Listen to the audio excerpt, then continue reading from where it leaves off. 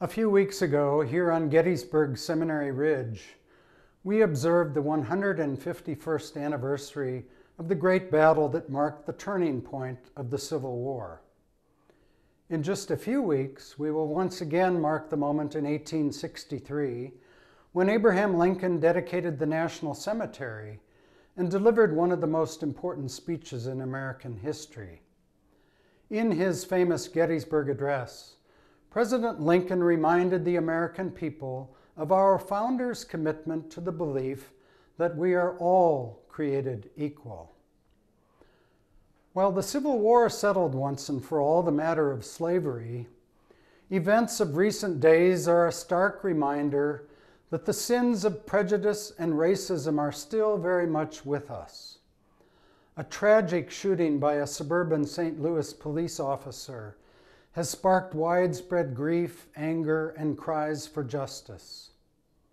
These events strip away a shallow veneer of harmony and false pretensions of equality.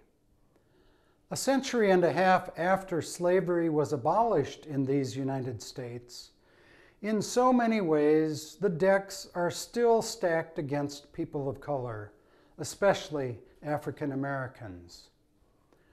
When we face up honestly to the sheer realities of who lives in poverty, those who occupy our prisons, attend substandard schools, and are thereby handicapped for life by poor educations, we simply must acknowledge that racism is a continuing plague in our society. While all of us must strive for greater mutual understanding and appreciation of differences, we who are white must assume our responsibility for the preponderance of damage inflicted upon our sisters and brothers of color. We must move beyond acknowledgement of guilt and contrition to take actions and confront those among us who perpetuate personal and societal racism.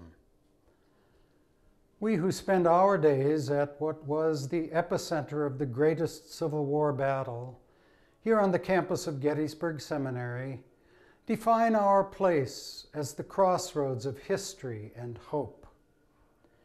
Even as the history of very recent days reminds us how far we have to go in the continuing journey for true equality, justice, and racial harmony, we cling to the hope that God's abundant love for all people will prevail.